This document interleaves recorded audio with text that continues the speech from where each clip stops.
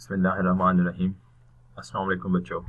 आज का जो हमने टॉपिक डिस्कस करना है वो टॉपिक हमारे पास है एंट्रोपी का 11.12 ये टॉपिक है हमारी बुक में। अब एंट्रोपी के कंसेप्ट को देखने से पहले एक जनरल सा इंट्रोडक्शन है एंट्रोपी के बारे में। तो ये हमारी बुक के ही कुछ पेजेस हैं जो मैंने यहाँ पर अटैच किए हुए हैं, तो इसको हम देखते जाते हैं। तो इंट्रोडक्शन में ये है कि कंसेप्ट ऑफ एंट्रोपी जो है वो इंट्रोड्यूस किया था थर्मोडायनामिक्स में रुडोल्फ क्लासियस ने इन 1856। 1856 में रुडोल्फ क्लासियस ने एक कंसेप्ट इंट्रोड्यूस कराया थर्मोडायनामिक्स में, जिस कंसेप्ट को हम नाम देते हैं एंट्रोपी का। अब ये क्यों इंट्रोड्यूस कराया, ये आपके पास बेसिस है सेकंड लॉ ऑफ थर्मोडायनामिक्स की। किसकी बेसिस है? सेकंड लॉ ऑफ थर्मोडायनामिक्स की क्वांटिटेटिव बेसिस है। क्वांटिटी को एक्सप्लेन करता है। कैसे? देखें जी, सबसे पहली चीज़ कि ये जो हमारा आपके पास एंट्रोपी है ये हमने याद रखना है, ये एक स्टेट वेरिएबल है। ये हमारे पास एक स्टेट वेरिएबल है। अब स्टेट मतलब कंडीशन, वेरिएबल का मतलब है ये जो गैस की कंडीशन को शो करेगा या सिस्टम की कंडीशन को शो करेगा। तो entropy is our state variable. ठीक होगी बात। और ये सेकंड लॉ ऑफ थर्मोडायनामिक्स की जस्टिफिकेशन है, क्वांटिटेटिव बेसिस है। कैसे? हमने सेकंड लॉ ऑफ थर्मोडायनामिक्स में कहा था कि कभी भी 100% हीट जो है मैकेनिकल वर्क में कन्वर्ट नहीं होगी। तो अगर वो कन्वर्ट नहीं होगी तो बाकी हीट के साथ क्या होगा? वो जो रिजेक्टेड हीट है वो कहाँ चली जाएगी? वो रिजेक्टेड हीट हमारे एटमॉस्फेयर में चली जाएगी और हमारे एटमॉस्फेयर के टेम्परेचर को बढ़ा देगी। उसी को हम एंट्रोपी का नाम देते हैं, हमारे सिस्टम की कंडीशन को चेंज कर देगी। तो ये एक स्टेट वेरिएबल है जो क्वांटिटेटिव बेसिस के बारे में बताता है सेकंड लॉ की। वो जो हीट गई अकॉर्डिंग टू सेकंड लॉ वो हमारे एटमॉस्फेयर के टेम्परेचर को कॉन्टिन्यूसली बढ़ा रही है। इसी की वजह ग्लोबल वार्मिंग है, इसी की वजह ये जो क्लाइमेट चेंजेस हैं वो बेसिकली एंट्रोपी की वजह से हैं। हमारे सिस्टम की जो एंट्रोपी है, हमारे सिस्टम के जो टेम्परेचर है वो कॉन्टिन्यूसली चेंज हो रहा है। इसकी प्रॉपर डेफिनेशंस आगे हम देखेंगे विद जस्टिफिकेशन।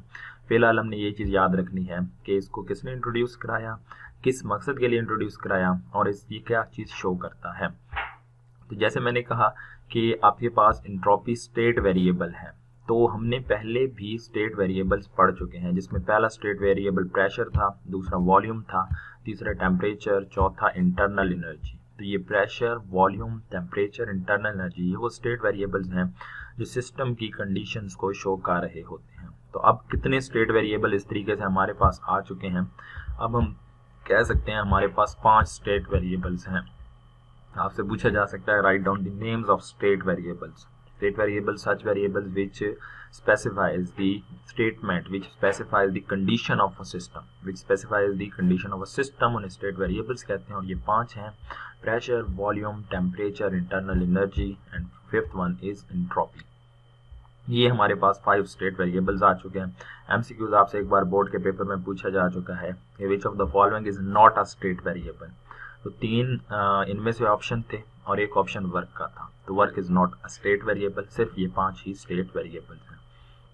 अगर हम नेक्स्ट इसी की इक्वेशन को देखें, तो इक्वेशन को देखने के लिए हम कहते हैं कि जैसे सपोज आपके रूम में जो हीटर लगा हुआ है, तो हीटर क्या करता है? हीट आपको प्रोवाइड करता है एक कांस्टेंट टेम्परेचर पर, एब्सोल्यूट मतलब एक फिक्स टेम्परेचर पर। अगर आपके रूम में एक हीटर मौजूद है तो ऑब्वियस है वो हीटर जो है वो ख़ास आपको टेम्परेचर प्रोवाइड कर सकता है। तो वो जो टेम्परेचर है वो एब्सोल्यूट टेम्परेचर आपका है। अब आपके रूम में मौजूद एयर ने उस टेम्परेचर से, उस हीटर से हीट को एब्जॉर्ब किया। और कितनी हीट एब्जॉर्ब की? डेल क्यू हीट एब्जॉर्ब की। तो आपके सिस्टम की जो एंट्रोपी है वो बढ़ चुकी है, स्टेट वेरिएबल बढ़ चुका है। कैसे? सिस्टम ने हीट को एब्जॉर्ब किया तो उसकी कंडीशन क्या हो चुकी है? चेंज हो चुकी है। तो सिस्टम आपका नॉर्मल से डिफरेंट हो चुका है, उसकी कंडीशन चेंज हो चुकी है। सो अब एंट्रोपी को हम एस से रिप्रेजेंट करते हैं। तो चेंज एंट्रोपी इस केस में क्या होगा? डेल क्यू ओवर टी होगा। यहाँ del Q is the heat absorb per unit absolute temperature. तो यहाँ पर इस तरीके से भी आप चेंज एंट्रोपी को डिफाइन कर सकते हैं कि heat absorb per unit absolute kelvin temperature, उसको हम एंट्रोपी का नाम देते हैं। तो यहाँ हमने देखा इंट्रोड्यूस किसने कराया, किस मकसद के लिए इंट्रोड्यूस कराया, और ये है क्या? It's state variable. इसकी स्टेटमेंट इनिशियली हम कह सकते हैं हीट एब्जॉर्ब या हीट चेंज पर यूनिट एब्सोल्यूट केल्विन टेम्परेचर। ये टेम्परेचर केल्विन में होगा, केल्विन यूनिट में होगा, तो इसको हम एंट्रोपी चेंज का नाम देंगे। अब आपको पता है कि हीट का यूनिट आपके पास होता है जाउल और टेम्परेचर का होता है केल्विन, तो इसका यूनिट क्या बन गया, जाउल पर केल्विन। तो ये इनिशियली हमारे पास इसका इंट्रोडक्शन मौजूद है। नेक्स्ट पॉइंट की तरफ आए तो जैसे हमने शुरू में पढ़ा था, आपको याद हो तो हमने कहा था पोटेंशियल एनर्जी और इंटरनल एनर्जी हमारे लिए इम्पोर्टेंट नहीं है, उनका चेंज इम्पोर्टेंट है। ठीक होगी बात। तो इसी तरह एंट्रोपी इनिशियली सिस्टम की क्या है, वो इम्पोर्टेंट नहीं है, आपके वर्क के नतीजे में चेंज कितना आया, change in entropy is important. Like अगर आपके रूम में हीटर नहीं लगा हुआ, लेकिन मैंने एग्जांपल हीटर की दिया है तो उसी को कंटिन्यू करते हैं, तो आपके रूम की एक इनिशियल एंट्रोपी होगी, आपके गैस के जो आपके एयर के जो मॉलिक्यूल हैं वो सर्टेन टेम्परेचर पर मौजूद होंगे, उस वक्त कितनी एंट्रोपी है वो इम्पोर्टेंट नहीं है। आपने हीटर को ऑन किया, आपने उस सिस्टम को हीट प्रोवाइड की, तो सिस्टम में चेंज इन एंट्रोपी कितना है वो हमारे लिए इम्पोर्टेंट है। तो like potential energy, like internal energy, हमारे लिए change in entropy is important, not entropy is important but change in entropy is important. समझ आ गया ये पॉइंट। उसके बाद चेंज इन एंट्रोपी पॉजिटिव कब होगा, नेगेटिव कब होगा, ये चीजें हमने कन्वेंशंस, डायरेक्शन याद रखनी है। तो change in entropy is positive when heat is added to the system. जब सिस्टम में हीट ऐड करेंगे तो आपके पास हीट एडेड पॉजिटिव, तो ऑब्वियस एंट्रोपी चेंज भी पॉजिटिव होगा। और जब हीट रिमूव होगी तो हीट क्या हो जाएगी, रिमूव। जब हीट रिमूव होगी तो change in entropy is negative, तो आपके पास या हीट नेगेटिव तो चेंज इन एंट्रोपी भी क्या हो जाएगा, नेगेटिव। तो heat added to the system तो entropy is positive, heat remove from the system entropy is negative. फिर अब हम यहाँ पर एक एग्जाम्पल लेते हैं, एक एग्जाम्पल की मदद से एंट्रोपी के कंसेप्ट को समझते हैं। एग्जाम्पल ये है कि ये मेरे पास एक ब्लॉक है which is at temperature T1। Similarly उसी रीजन में एक और ब्लॉक मौजूद है which is at temperature T2, और ये जो टेम्परेचर T1 है this is greater than T2।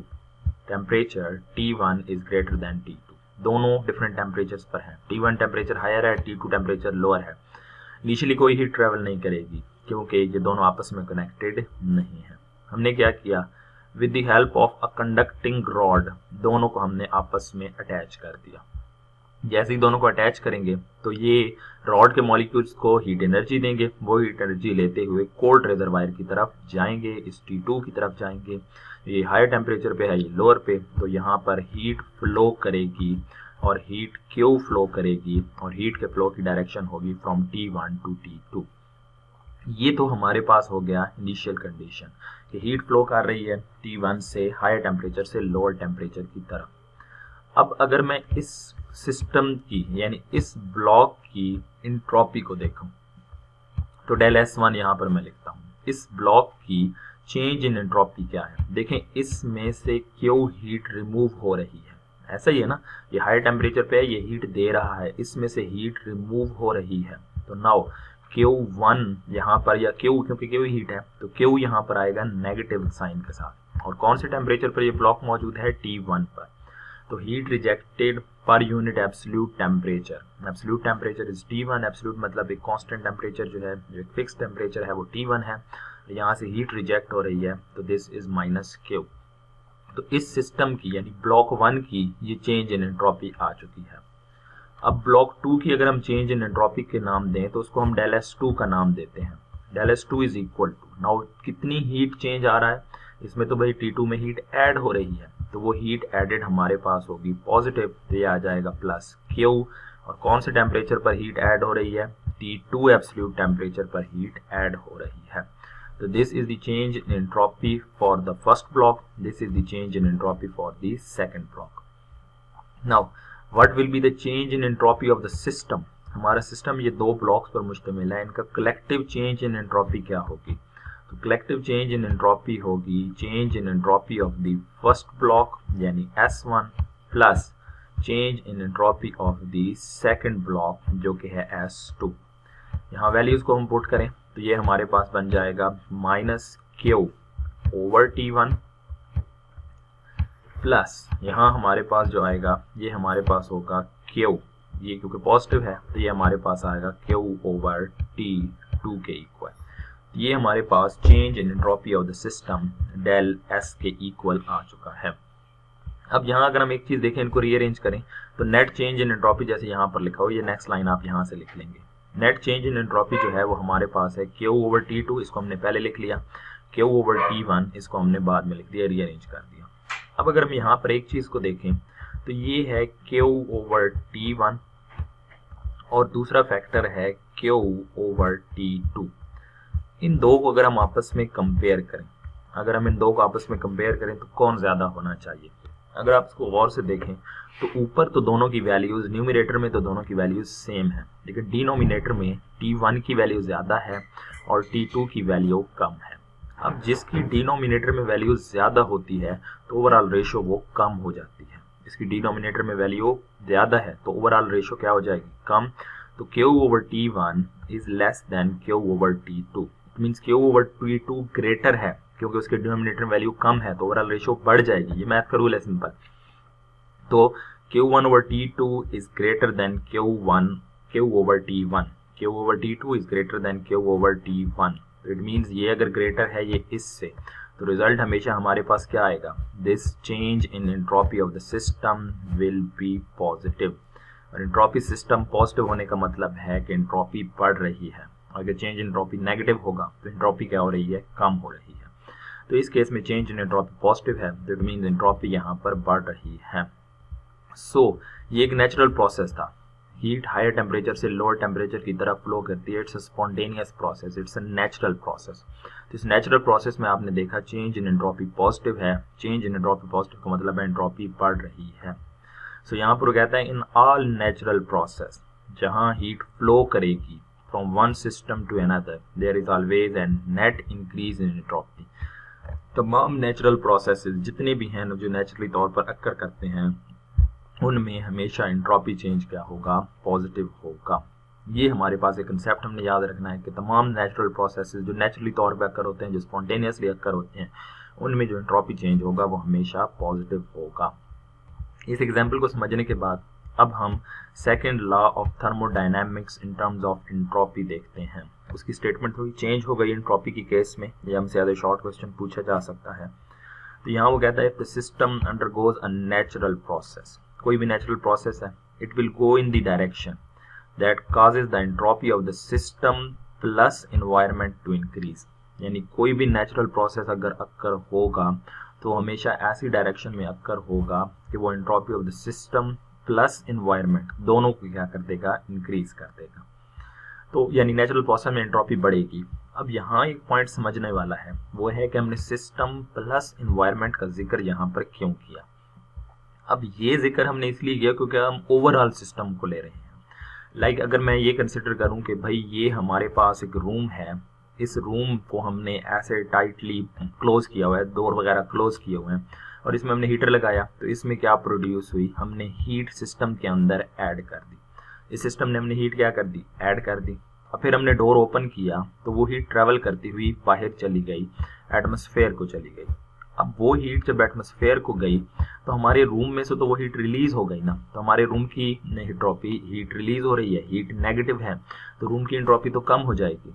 लेकिन अगर हम अपने सिस्टम को प्लस एटमॉस्फेयर यानी एनवायरनमेंट को लेंगे, रूम प्लस एनवायरनमेंट, इन दोनों को ओवरऑल आप सिस्टम कंसिडर करेंगे। जब भी एंट्रोपी को डिस्कस करेंगे आप अपने सिस्टम को प्लस जो आपका एनवायरनमेंट है, उन दोनों को एज अ कलेक्टिव सिस्टम लेके चलेंगे। तो अब देखें, यहाँ आपने डोर ओपन किया, हीट बाहर चली गई, लेकिन वो एनवायरनमेंट पे तो ऐड हो गई है ना, तो एनवायरनमेंट में जो हीट ऐड हुई उसका एंट्रोपी चेंज पॉजिटिव। यहाँ पर जो आपका एंट्रोपी चेंज वो नेगेटिव है, लेकिन मतलब ये अपनी नेचुरल कंडीशन पे आ चुका है, इसकी एंट्रोपी अपनी इनिशियल कंडीशन पे आ चुकी है, क्योंकि जो हीट ऐड की थी वो रिमूव हो चुकी है। तो क्योंकि आपने हीट ऐड कर दी अपने एनवायरनमेंट में, तो इसीलिए हम ओवरऑल फैक्टर को देखेंगे, अपने सिस्टम प्लस एनवायरनमेंट को। क्योंकि देखें बेटा, वो जो हीट आपने यहाँ जनरेट की थी वो एटमॉस्फेयर का हिस्सा तो नहीं थी, वो तो आपने जनरेट की फिर एटमॉस्फेयर को दे दी। अब एटमॉस्फेयर में तो हीट ऐड हो चुकी है, किसी न किसी तरीके से वो हीट मौजूद तो है। तो इसीलिए ओवरऑल जब हम इफेक्ट देखेंगे तो एंट्रोपी चेंज को हम लेंगे पॉजिटिव। तो हमेशा हम जब भी एंट्रोपी को डिस्कस करेंगे हम सिस्टम प्लस एनवायरनमेंट को डिस्कस करेंगे और ओवरऑल इफेक्ट को देखेंगे। तो ये हमने यहाँ पर एक एग्जांपल देखी, उसके बाद हमने कुछ कन्वेंशंस देखी, यहाँ डायरेक्शंस की, और लास्ट पे हमने second law of thermodynamics in terms of entropy देखा। अब हम अपने नेक्स्ट पॉइंट की तरफ आते हैं और यहाँ हम एक बहुत इंपॉर्टेंट डेफिनेशन देखने वाले हैं एंट्रोपी की। एंट्रोपी क्या है? Measure of the disorderness of the system is known as entropy. System disorder हो जाता है जब भी आप सिस्टम में हीट ऐड करेंगे या रिमूव करेंगे, उसकी मतलब सिस्टम की इनिशियल कंडीशन डिस्टर्ब हो जाती है, तो इस डिसऑर्डरनेस की मेजरमेंट को हम एंट्रोपी का नाम देते हैं। ठीक होगी बात। यहाँ कुछ चीज़ें उन्होंने डिस्कस की हैं, हम इनको दो एग्जाम्पल की मदद से अभी देखते भी हैं, मजीद भी क्लियर करते हैं कि कैसे सिस्टम डिसऑर्डर हो गया।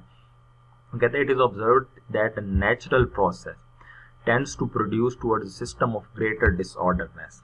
सिस्टम डिसऑर्डर हो जाएगा, जो मैंने ऊपर डेफिनेशन लिखी है। Thus there is a relation between entropy and molecular disorder। तो molecular disorder और एंट्रोपी के दरमियान जो है वो हमारे पास एक रिलेशन मौजूद है। हम इसको एक एग्जांपल की मदद से देखते हैं। पहली एग्जांपल है हीट फ्लो की। जैसे उसने कहा है कि irreversible heat flow from a hot body to cold body system को हम समझते हैं। जैसे मैं कहता हूँ कि भाई ये हमारे पास एक सिलेंडर है, सपोज ये एक ऐसा सिलेंडर है जिसके दरमियान में एक पार्टीशन मौजूद है। ये सिलेंडर का जो रीजन है this is at higher temperature T1 और यहाँ एक गैस मॉलिक्यूल मौजूद है जहाँ टेम्परेचर है T2। यानी यहाँ जो मॉलिक्यूल्स, यहाँ भी मॉलिक्यूल्स मौजूद हैं, यहाँ भी गैस के मॉलिक्यूल्स मौजूद हैं। इनके दरमियान में एक ऐसा है जो इंसुलेटिंग वॉल है जो इन दोनों को इंसुलेट कर रही है, हीट ट्रांसफर भी नहीं होने दे रही। इस रीजन में टेम्परेचर है T1। ये वो गैस के मॉलिक्यूल्स हैं जिनका टेम्परेचर हाई है, जिनकी काइनेटिक एनर्जी हाई है। ये वो गैस के मॉलिक्यूल्स हैं जिनका टेम्परेचर है T2, लो टेम्परेचर है, यानी T1 is greater than T2। तो इट मीन्स यहाँ जो टेम्परेचर है वो हायर है, यहाँ टेम्परेचर लोअर है। अब ऑर्डर्ड सिस्टम है, यानी हाई काइनेटिक एनर्जी वाले मॉलिक्यूल्स अलग हैं, लो काइनेटिक एनर्जी वाले मॉलिक्यूल्स अलग हैं। ठीक हो गया। आपने यहाँ से क्या किया? पार्टीशन रिमूव कर। जैसे ही आप ये पार्टीशन रिमूव करेंगे तो ये मॉलिक्यूल्स जाएंगे हायर टेम्परेचर से लोअर टेम्परेचर रीजन की तरफ। ठीक होगी बात। जब लोअर टेम्परेचर रीजन की तरफ जाएंगे तो कुछ देर के बाद यहाँ पर एक इक्विलिब्रियम टेम्परेचर जनरेट हो चुका होगा। क्या यहाँ पर आप अलग कर सकते हैं हाई काइनेटिक एनर्जी वाले मॉलिक्यूल और लो काइनेटिक एनर्जी वाले मॉलिक्यूल्स? नहीं कर सकते। आपका सिस्टम डिसऑर्डर हो चुका है। ये है डिसऑर्डरनेस। यहाँ पर वो यही कहता है कि इनिशियली हमारे पास सॉर्टेड आउट थे, hotter and cooler region sorted out थे। ये ऑर्डर लॉस्ट हो गया जब आपका सिस्टम थर्मल इक्विलिब्रियम में आ चुका है। ठीक होगी बात। सिस्टम आपका डिस्टर्ब हो गया। The addition of heat system to increases the disorderness because increase in the average molecular speed and therefore in randomness of the molecular motion। ये तो हो गया एक एग्जांपल की हीट फ्लो। दूसरा, जब आप सिस्टम में हीट ऐड करते हैं तो वो कहता है कि आपके पास मॉलिक्यूल्स की काइनेटिक एनर्जी बढ़ जाएगी, उनकी स्पीड बढ़ जाएगी, उनकी रैंडम मोशन जो है वो बढ़ जाएगी, वो सिस्टम डिसऑर्डर हो चुका होगा। दूसरी एग्जांपल यहाँ मौजूद है हमारे पास फ्री एक्सपेंशन की। फ्री एक्सपेंशन के लिए भी मैं इसी तरह का एक सिलेंडर कंसिडर करता हूँ जैसे हमने ऊपर देखा था। ये एक हमारे पास पार्टीशन है, यहाँ एक गैस के मॉलिक्यूल्स हमारे पास मौजूद हैं, लेकिन ये साइड पे हमारे पास है वैक्यूम। इस साइड पर हमने वैक्यूम क्रिएट किया हुआ है, मतलब कुछ भी, कोई भी एयर, कोई भी गैस के मॉलिक्यूल्स मौजूद नहीं है, दरमियान में पार्टीशन है। हमने यहाँ से क्या किया? फ्री एक्सपेंशन प्रोड्यूस करानी है, यानी हमने कोई वर्क वगैरह परफॉर्म नहीं करना, कोई सिस्टम ने वर्क परफॉर्म नहीं करना, बस गैस एक्सपेंड हो जाए, फ्रीली एक्सपेंड हो जाए। यहाँ जो मॉलिक्यूल्स होंगे ऑब्वियस उनकी काइनेटिक एनर्जी हायर होगी क्योंकि वो एक लिमिटेड रीजन में है, आपस में कोलाइड कर रहे हैं, रेट ऑफ कोलिजन ज़्यादा है।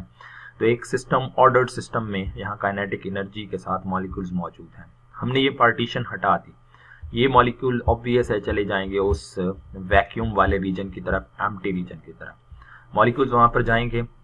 अब यहाँ पर क्या होगा? ये जो सिस्टम है इसमें का गैस के मॉलिक्यूल दूर दूर चले जाएंगे, रेट ऑफ कोलिजन कम हो जाएगा, टेम्परेचर क्या हो जाएगा? कम हो जाएगा। गैस फ्रीली एक्सपेंड हुई, तो फ्री एक्सपेंशन में भी हमारे मॉलिक्यूल्स की एनर्जी, मॉलिक्यूल्स का इफेक्ट चेंज हो चुका है। यहाँ डिसऑर्डरनेस को सिंपली यूँ याद रखिए कि इनिशियल से जो चेंज आता है दैट्स डिसऑर्डरनेस। इनिशियल से जो चेंज आता है दैट इज डिसऑर्डरनेस। यानी कि आपका इनिशियल में मॉलिक्यूल की एक सर्टेन काइनेटिक एनर्जी थी, अब वो काइनेटिक एनर्जी कम हो चुकी है, तो इसलिए हम कहेंगे कि हमारा सिस्टम की पहले वाली कंडीशन नहीं रही, तो अब डिसऑर्डर हो चुका है, उसकी वो पहले वाली तरतीब खत्म हो चुकी है। ठीक है, तो thus in both cases entropy is said to be increase, system disorder हो चुका है, तो हम उस कहते हैं एंट्रोपी चेंज हो चुकी है, बढ़ चुकी है। तो measure of the disorder of the system, measure of the disorderness of the system is known as entropy. ये दो इसकी एग्जांपल मौजूद हैं। नेक्स्ट पॉइंट की तरफ, फिर यहाँ से हमने कुछ चीजें कंक्लूड करनी है जो हमने याद रखनी है एमसीक्यूज के पॉइंट ऑफ व्यू से।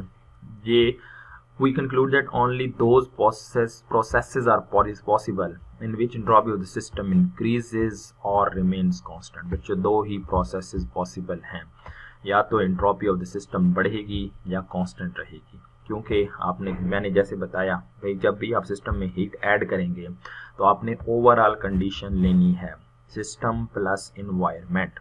ओवरऑल कंडीशन में आपने कुछ ना कुछ हीट ऐड कर दी बाय डूइंग वर्क। जब आपने हीट ऐड कर दी बाय डूइंग वर्क तो आपके अब सिस्टम का, आपके एनवायरनमेंट का हिस्सा है, उससे निकाली नहीं जा सकती, तो एंट्रोपी बढ़ जाएगी। कांस्टेंट भी रह सकती है, वो क्या कंडीशन है अभी हम देखते हैं। तो process in which entropy remains constant is a reversible process. Reversible process is an ideal process, जितनी हीट हम ऐड करेंगे उतनी ही रिमूव कर लेंगे तो सिस्टम इनिशियल कंडीशन पर आ जाएगा। तो रिवर्सिबल प्रोसेस में एंट्रोपी कांस्टेंट रहेगी, और इरिवर्सिबल प्रोसेस जो भी होगा उसमें entropy of the system increase होगी। Entropy of the system plus environment overall बढ़ जाएगी। तो एंट्रोपी कभी कम नहीं होती, याद रखिएगा। एंट्रोपी या तो कांस्टेंट रहेगी या हमेशा बढ़ेगी। कम कांस्टेंट रहेगी कब रहेगी? रिवर्सिबल प्रोसेस में, और इंक्रीज कब होगी? इरिवर्सिबल प्रोसेस में। तो लास्ट अब हमारे पास एक और डेफिनेशन मौजूद है एंट्रोपी की, एक और वे से हम डिफाइन करते हैं। डेफिनेशन है measure of unavailability of heat for useful purposes. Measure of unavailability of heat, heat available है बट यूजफुल पर्पसेस के लिए अनअवेलेबल है, इसको हम नाम देते हैं एंट्रोपी का। और degradation of heat, heat degrade हो जाना, हीट की वो इम्पोर्टेंस ना रहना जो पहले थी, इसको भी हम एंट्रोपी का नाम देते हैं। कैसे? हम इसको एग्जांपल्स की मदद से समझ लेते हैं। Unavailability of heat for useful purpose कैसे अनअवेलेबल हो गई, और हीट डिग्रेड कैसे हो गई, इन पॉइंट्स को हमने याद रखना है। कैसे? अभी हम इसको नेक्स्ट देखते हैं। Every time entropy increases the opportunity to convert some heat into work is lost. Heat को वर्क में कन्वर्ट करने की एबिलिटी लॉस हो चुकी है जब भी एंट्रोपी बढ़ेगी। मैं एक एग्जांपल लेता हूँ। आपको याद हो तो हमने हीट इंजन के टॉपिक में एक पेट्रोल इंजन को डिस्कस किया था। अब पेट्रोल इंजन की एफिशिएंसी हमने कहा था तकरीबन 25% है। इट मींस अगर आप उस पेट्रोल इंजन को 100 जूल हीट देंगे, तो अब इनिशियली हम उसको 100 जूल हीट दे रहे हैं, हम 100 जूल हीट को यूटिलाइज कर सकते हैं वर्क प्रोड्यूस करने के लिए। हमने यही 100 जूल हीट पेट्रोल इंजन को दे दी। वो 25 जूल को जो है वो तो मैकेनिकल वर्क में कन्वर्ट कर देगा, मैकेनिकल वर्क में। तो वो जो बकिया 75 जूल हीट है वो कहाँ चली जाएगी? वो एटमॉस्फेयर में चली जाएगी हीट की फॉर्म में, एटमॉस्फेयर में चली जाएगी हीट की फॉर्म में। नाउ ये 75 जूल एनर्जी हमारी लॉस हो चुकी है एक तरह से, ये एनर्जी हम लूज कर चुके हैं, लॉस कर चुके हैं। क्यों लॉस कर चुके हैं भाई? ये एटमॉस्फेयर में चली गई है। और आपको याद हो तो हमने सेकंड लॉ ऑफ थर्मोडायनामिक्स में कहा था कि भाई एटमॉस्फेयर वाली हीट एनर्जी को हम वर्क के लिए यूटिलाइज नहीं कर सकते। Now this 75 joule heat is available in the environment but not available for useful purpose. तो ये हमारे पास हीट डिग्रेड हो चुकी है। पहले इसकी इम्पोर्टेंस थी, पहले इसकी हमारे लिए एक यूजफुल थी, इसलिए हमारी रिस्पेक्टेबल थी, अब डिग्रेड हो चुकी है। तो अब ये हमारे किसी काम की एक तरह से नहीं रही। तो ये एक एग्जांपल है कि हीट अवेलेबल होगी लेकिन यूजफुल पर्पस के लिए अवेलेबल नहीं है, या हीट डिग्रेड हो चुकी है। यहाँ उसने एक और एग्जांपल दी हुई है कि हॉट और कोल्ड वाटर को जब आप मिक्सअप करते हैं तो आप अब हॉट और कोल्ड वाटर को सेपरेट नहीं कर सकते। तो पहले जब वो अलग हॉट वाटर था तो उसके पास ज्यादा एनर्जी थी, तो उस वक्त आप उसको यूजफुल वर्क के लिए कन्वर्ट कर सकते थे, बट अब आप उसको यूजफुल वर्क के लिए कन्वर्ट नहीं कर सकते, मिक्सअप हो चुके हैं। अब आप हॉट और कोल्ड वाटर को अलग नहीं कर सकते। तो it means increase entropy means degradation of energy from higher level where work can be extracted to a lower level at which less or no useful work can be done. It is a higher level energy. Now it is converted into such a level of energy that is not useful even for us. ठीक हो गया. तो now in this sense हम कह सकते हैं कि heat degrade हो चुकी है. हीट जो है वो from orderly form to less orderly form आ चुकी है और ending up as thermal energy जो हमारे एटमॉस्फेयर में ऐड हो रही है. ये है डिग्रेडेशन ऑफ हीट. लास्ट में कहते हैं non real process heat transfer occur होती है. आपको पता है energy available for doing useful work decrease हो रही है जैसे हमने यहाँ पर देखा. In other word the entropy increases even if the temperature of the system decreases, thereby decreasing the entropy. It is at the expense of net increase in entropy of some other system. अब आपको लगेगा जैसे हमने example दी थी कि room का temperature तो कम हो रहा है. जब आपने हीटर चलाया, हीटर चलाने के बाद आपने डोर ओपन किया, हीट ट्रेवल कर रही है, आपको लगेगा कि रूम की एंट्रोपी तो कम हो चुकी है, लेकिन वो आपके एटमॉस्फेयर की एंट्रोपी को बढ़ा रही होती है. ठीक होगी बात. ओवरऑल अब यहाँ वही कंडीशन आ जाएगी जो मैंने पहले बताया था. When all the system are taken together as the universe, the entropy of the universe is always increasing. आप अपने सिस्टम को पूरी यूनिवर्स को लें, हमेशा सिस्टम की एंट्रोपी इंक्रीज होगी. ये है हमारे पास एंट्रोपी का बेसिक आइडिया. अब नेक्स्ट यहाँ पर इन्वायरमेंटल क्राइसिस है. जनरली आपने इसको देख लेना है, एक बार इसकी रीडिंग कर लेनी है. As such paper point of view से कोई इंपॉर्टेंस नहीं है. तो यहाँ जनरली हम देख लेते हैं. वो कहते हैं सेकंड लॉ ऑफ थर्मोडायनेमिक्स हमें एक इम्पॉर्टेंट अंडरस्टैंडिंग प्रोवाइड करता है कि हमारा एनवायरमेंटल क्राइसिस प्रोड्यूस हो रहे हैं और हमें इससे कैसे डील करना चाहिए. From the human stand point of, आपको पता है हम खुद ही कुछ ऐसी अटैम्प्ट्स कर रहे हैं कि हमारा सिस्टम ऑर्डर से डिसऑर्डर की तरफ जा रहा है.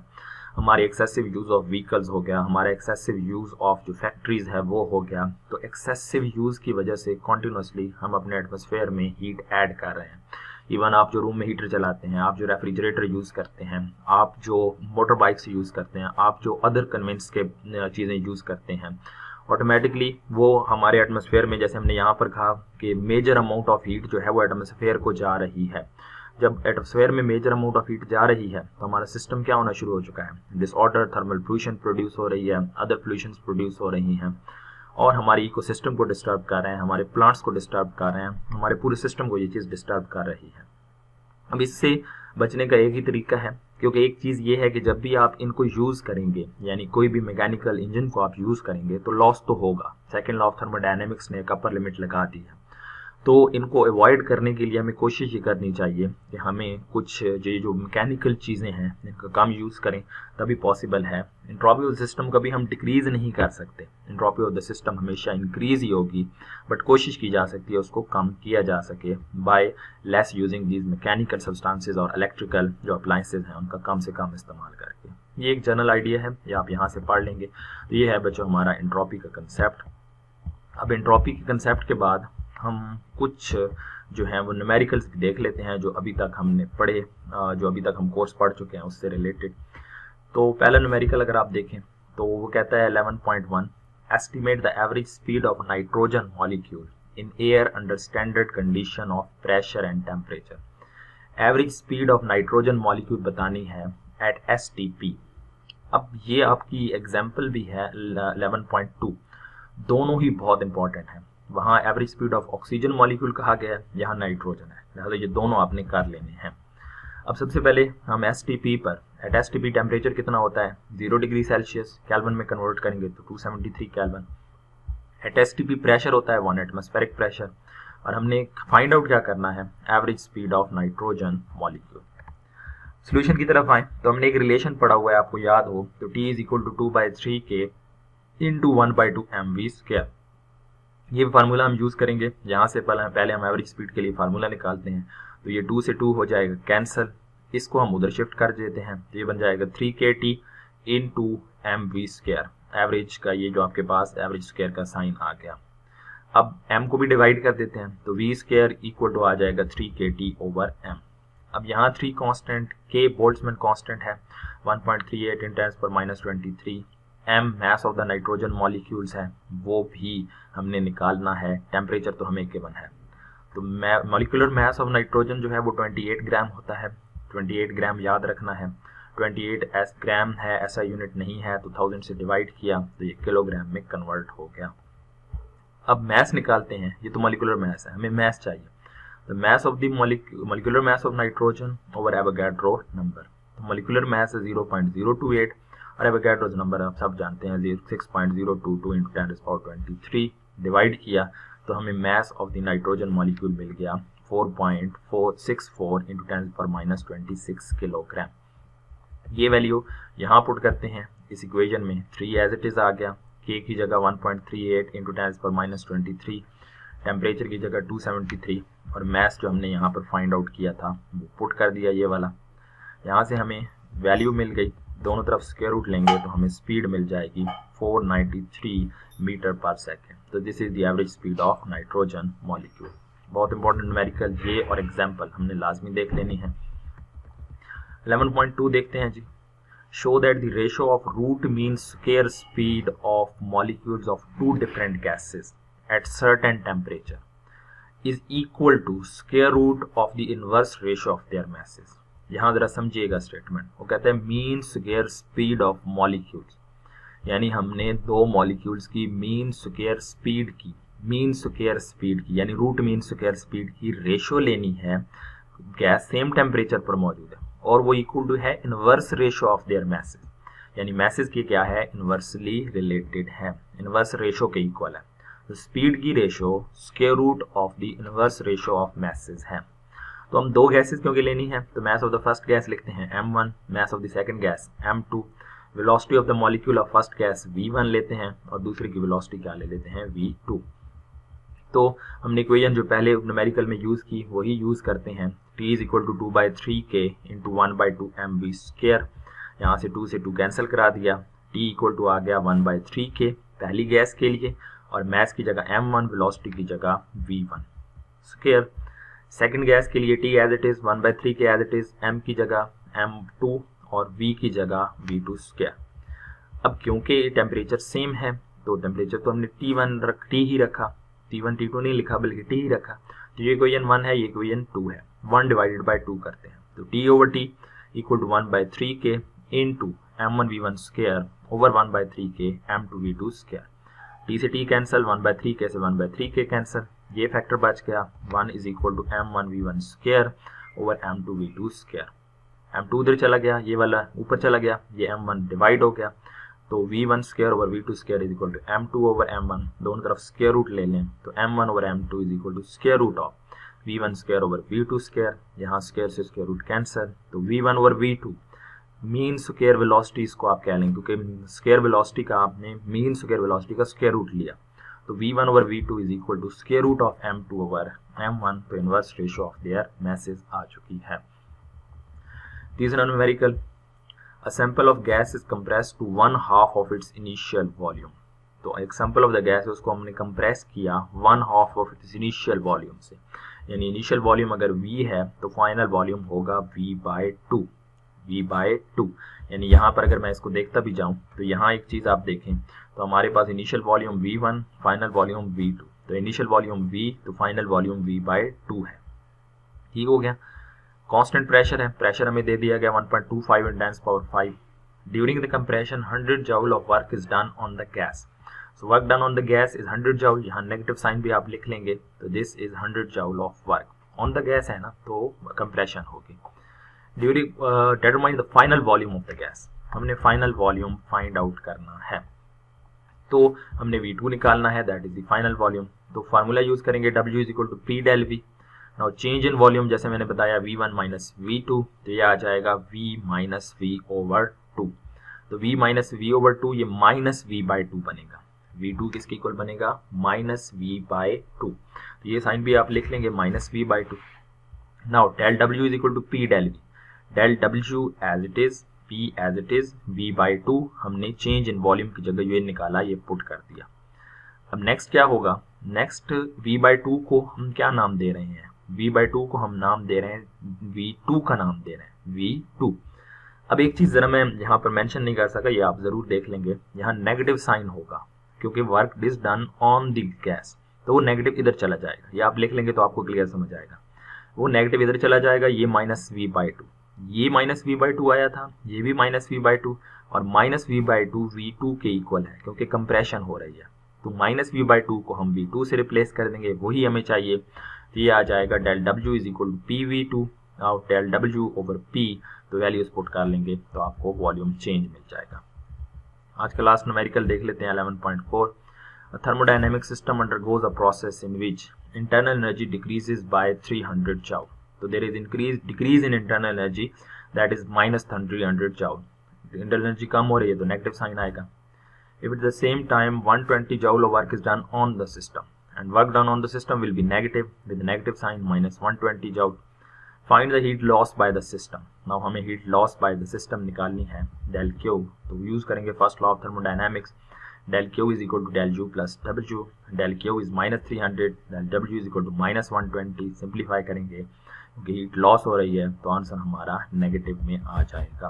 तो बेटा ये दोनों टॉपिक्स आप यहाँ पर देख लेंगे और इसके बाद आप ये न्यूमेरिकल्स भी सॉल्व कर लेंगे। आसान है, मुश्किल नहीं है, लेकिन बहुत इंपॉर्टेंट न्यूमेरिकल्स हैं। मिलते हैं इंशाल्लाह फिर नेक्स्ट लेक्चर में, तब तक के लिए बच्चों अल्लाह हाफिज़।